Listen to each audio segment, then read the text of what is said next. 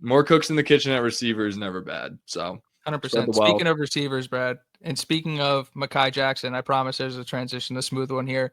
Elijah Sarratt spoke to the media. He talked about specifically his relationship with Mekhi Jackson. He said that was my dog. They were both at St. Francis, PA, or is that whichever? Yeah, they're going D3 hoops now. That was announced today. Funny little tie-in, I think. Is that the same school? There's like a few. That's what I'm saying. There's a bunch of St. Francis. I don't know. Ignore that. I don't know if that's real. Yeah.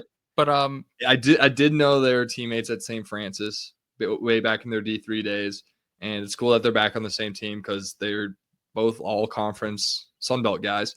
So it's kind of come full circle, and they get to compete for a title together, which is pretty sweet.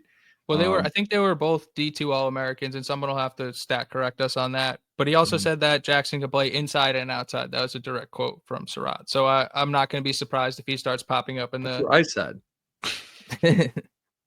But he also mentioned on Tyler Morris that Mekhi Jackson is yak, which is why he can kind of go both outside and inside, because it's really just about him getting yards after the catch. It's not really, just getting him the ball in space and just see what he can do. He's one of those types of players. So excited to see what he's able to do in the Shanahan offense, which they like to get guys in space. Remember those wide receiver screens they'd run with Key Williams? Yeah. That's Mekhi Jackson this year. That's it. There was a couple other guys Sarratt singled out. Said on Tyler Morris, hardworking, smart. He's going to be using the pass and run game. Mm-hmm. Obviously, we knew he was smart. We know he's got some jets. He scored a touchdown against. I would guess he's the fastest guy on the team. If I had to bet on a guy in a 100-yard dash, I'm taking Tyler Morris. And then he said Miles Kendrick is flashing and is really fast, and is advanced for his age. Really? That's okay. So we can maybe even. Who did I have at the 2 at the slot? I had Miles Kendrick. So it's Wow, go figure. It's cool to hear. It's nice because you obviously, we talked about it again a couple weeks ago, that you don't get a ton of these spring appearances. Like, we're not getting a lot of SIG pressers. We're not getting a ton of players coming to the podium. And when they come back to practice, I'm sure we'll get different guys here and there. And as we get closer to the spring game, I'm sure we'll get SIG again at some point, and we'll see Bryant Haynes. We'll see Shanahan. Hopefully we'll get Whitmer.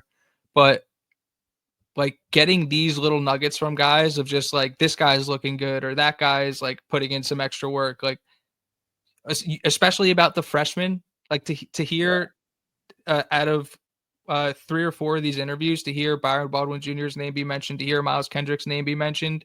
Those are guys that are going to be building blocks of this program for the next 2 or 3 years, and they're already showing signs. 4 years. Yeah.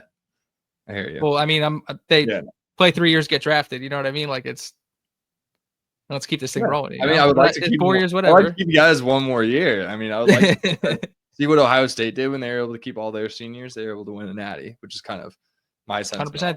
That's what NIL's for. Keep all your guys. If you're getting a day 3 grade, come back to school, man. We'll pay you equal, if not better. I kind of have a spring ball take when it comes to these pressers. See, I'm always going to be nitpicky. I don't really like I was saying, it's, we can speculate about who's doing great and whatnot. I think what I want to see is culture stuff get in place, and a piece of that I think is who's taking these press conferences in spring. I don't think any new guy should be taking a single press conference. Transfer, freshman, doesn't matter. I don't want Mendoza taking a press conference. Only starters from last year's team. So that is Carter Smith. That's Omar Cooper. That's Sarratt.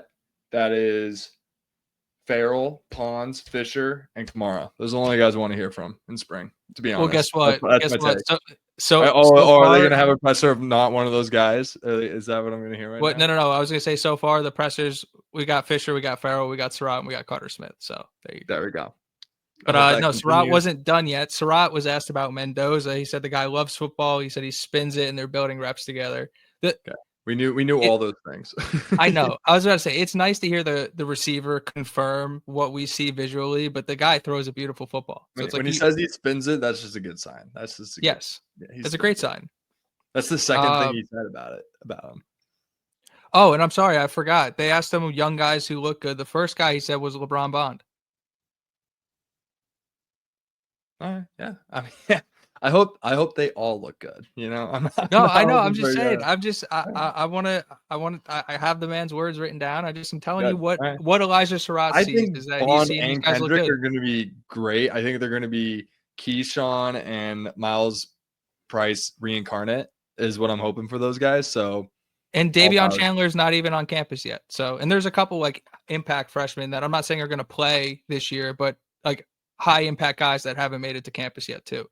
So obviously this is with a small sample size. And then they asked everybody It's kind hard. of It's hard what to not red shirt when you're not there for spring ball, though. I will say it's really 100%. hard to not end up on that red shirt list when you It's hard. weren't It's hard to there not a redshirt lot. as a freshman anyway. Yeah, exactly. But I'm just saying. I wouldn't expect to see a whole lot of. I know we were anticipating like Davion Chandler when we were talking about this class. Like Davion Chandler might be the guy that is probably the biggest contributor of this class, maybe year one, besides like Byron Baldwin, obviously. With him not being on campus, it's just going to be hard for that to happen. Is how I'll wrap things up. But yeah, that'd be awesome if if he is playing though. That probably means he's like special, like three and done type guy. If he's able to get on the field, especially with this room. But yeah. And it's not the worst thing if he's not able to get on the field. Yeah, because the room's exactly. awesome. Yeah, exactly. But the media asked kind of all the players what they look to improve on this year, what they felt like they improved on. And Elijah Sarratt said he just it was all speed related. He wanted to get faster and he just wanted to play faster, which makes a lot of sense for him because if you look at a lot of the technical stuff he does and the way he runs routes and sets people up, he's got a lot of tools in his toolkit. So it's like the actual physical speed aspect of it, which like if you want to get faster, run, train. So and he's in the right weight room to do it. So I'm not going to tell the guy he can't get faster. Like he's going to work with Derek Owings all winter. Yeah, and we watched that Notre Dame game, but that was clear. Like both Cooper and Surratt, kind of their flaws was they just weren't like fast enough, which was kind of unfortunate to happen. And to see Surratt explicitly say that's what he's been working on, and then to see Omar Cooper burn D'Angelo Pons in a clip makes me feel a little bit better about their speed going into next year, which I'm really excited about. So, yeah, looking to see it on the field is what I'll say. And then he said on the going into spring and where they were this year as compared to last year, he said it's a lot smoother. They're a lot farther along, which obviously makes a lot of sense. Like last year, I actually went to go make this point on Twitter today, and I didn't feel like the number disparity was big enough, so I kind of held back on it. But last year, when Sig took the job, 38 guys out, 30 guys in. This year, 20 guys in, 18 guys out. So it's nice to see that number go down, but like 20 guys is still a huge number. So it's like there's still some turnover going on.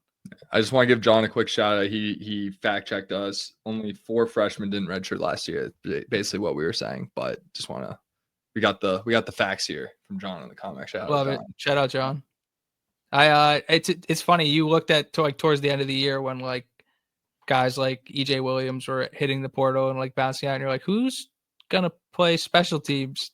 And then you look and it's like the Miles Price is running down as a gunner, and Charlie Becker is the other gunner, and it's like, oh, that's what's. Hey, I'll tell you one thing. Charlie Becker's playing gunner again this year. I'll tell you that. Kid's a dog, man. I promise Kid's you. A dog. We don't have any like. The thing is that like these kids should want to play gunner. Like that's a very valuable position in the NFL. Like, you know what I mean? like Matthew Slater made like $20 million in the NFL on the Patriots by just being a all-pro gunner. He didn't do anything else. And he made the roster every year. He didn't play offense, didn't play defense. And they let him wear number 18. They gave him a cool number. Yeah, he was a captain. Like playing gunner is way more valuable than what these kids think. A lot of guys that I've watched over the course of the following, not just obviously when you're watching bad programs, you don't see this as much. But when you're watching, like when I was watching UCLA in their heyday and they're sending tons of guys to the NFL, the guys that really panned out in the NFL were guys that were playing special teams as freshmen. Like one guy I remember, Jayon Brown, he ended up playing for the Titans for like 5 years, something like that. He was one of the best special team guys. Like the guys that play special teams turn out to be like one of your are good football players. Like it's a 3 facet game. It's not just coach speak. It's like your ability to play all 3 facets it translates. It's like the the theory of multi-sporting, being able to have those sports skills translate to other sports where you shouldn't necessarily like, it's all the same thing. Your ability to just be a good athlete, be a good, just be able to kind of have instinct on certain things is going to be very telling in terms of your success at the next level. So these kids should be chomping at the bit to be the starting gunner, being a starter on punt, being a starter on punt return. If they're not, Elijah Sarratt or Omar Cooper or one of the 3 All-Americans on defense, that's all they should be striving for, is trying to get on special teams, in my opinion. So well, guess what? Aiden Fisher and D'Angelo Pons were playing special teams last year. I know. I think that was more so out of it was necessity. That's what I'm saying. But we have like guys like Bones Jones and Bonds. Like, even though they might be starters next year, I think they're going to continue playing special teams just because they're good at it, and we can trust them in those spots, especially when we're going on the road to Iowa, when we're going on the road to Penn State, and we're going on the road to Oregon next year. I want Aiden Fisher. If Aiden Fisher can play, if he's has enough honestly, it would be nice to be able to just kind of rest him for a play. But that's what I'm saying. Like, I don't really need him. If he's down, he's down. Like, let him go. Oh, the kids. I mean, the guys. If you just point Aiden Fisher to the football field, it's just, you don't have to say anything. He'll just play. Like, you have to tell him to get off. Aiden, take a second. Like, it's not. You need to save some energy here. Like, that's more so what you need to do for Fish. You don't have to worry about that guy wanting to play ball or wanting to be on the field. If he could play offense, I'm sure the kid would play offense. Like, I think his kid just loves football. Yeah, I mean, like I said, these are Signetti guys we're talking about. They're all at this point in time going into year 2. I imagine they all pass this psycho test, and they're just all lunatics like he is, and that's why I'm so excited about this year 2 jump. Like, all the fat is trimmed, it's done. The guys that are in spring right now are all Signetti guys in my eyes. Like, there's honestly like only a handful of Tom Allen guys left on this roster. There's only about there's not much. There's like I'd guess less than 10. If John can count that for us, that'd be awesome. But that'd be great. But it's at this point, really, like, look at the running back room. There's not a single Tom Allen guy in that room at this point. Like, and a lot of the rooms are very similar. So yeah, it's just great to see. And I hope that is their continued mindset.